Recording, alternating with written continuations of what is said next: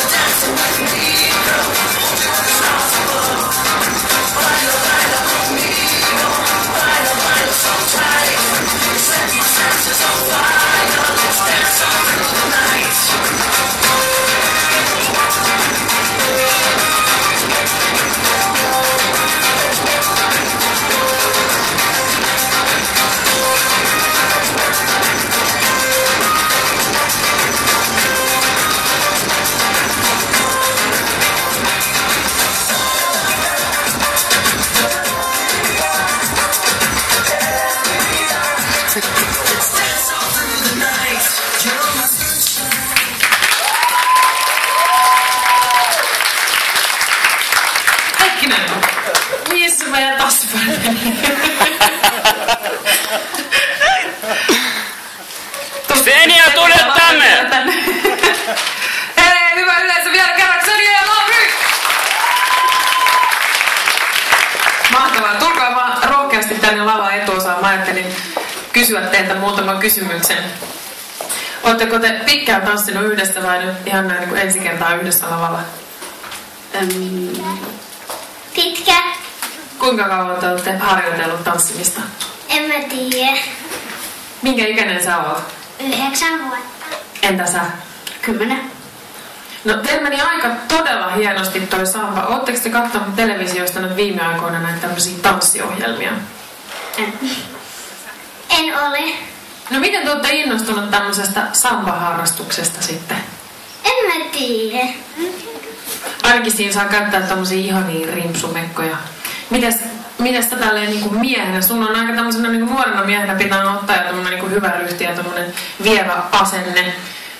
Miltä se tuntuu sun mielestä niinku olla tämmöisenä niinku paritanssin, niin tämmöisenä vahvana miehenä? Nyt on ehkä todella vaikea kysymys.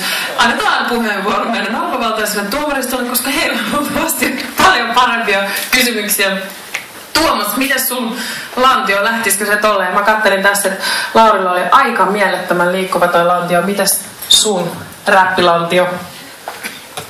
Se ei välttämättä ole siellä tuolla levelillä. Nuorella miehellä on hyvin homma hallussa. Kyllä, mitä muita ajatuksia samba herätti? Siis toi rytmihän on aivan mukansa tempaava ja teitä oli kiva katsoa. Teillä pelasi hyvin yhteen toi homma. Ja siitä välittyi semmoinen niin kuin esiintymisen ja tanssin ilo, mikä on aina aivan mahtavaa. Että treeniä ja jatkakaa tuolla tiellä. Se on sangen mahtavallista. Kiitos Tuomas. Mitäs Sara? Kiitos.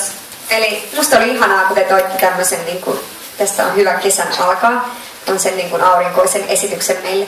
Ja musta on tosi hienoa myöskin, että te olette valinnut paritanssin, sosiaalisen tanssin teille harrastukseksi, mikä on tosi kiva nähdä, että nuorena olette jo aloittanut. Samba on tosi haastava ja tekninen laji, niin siitä hienosti selviydytte kuitenkin. Sitten mun mielestä myöskin se oli tosi hienoa, että vaikka se lava noilla tanssikengillä on vähän liukas selkeästi, niin te ette antanut sen häiritä laisinkaan, vaan jatkoitte vaan meininkiin ja se oli semmoinen ammattimaisin otteen, että välittäneet siitä, vaikka lattia ei ollut ihan ideaali. Tosi hienosti veditte.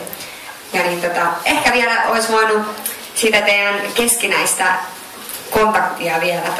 Välillä se varsinkin loppua kohden rupesi niinku teitä vähän hymyilyttämään ja muuten, niin heti alusta asti vaan rennosti niinku semmoisella esiintyvällä meiningillä ja sosiaalisesti tanssien niin kuin tuohon paritansseihin kuuluu. Hyvä, mutta jatkakaa. Kiitos.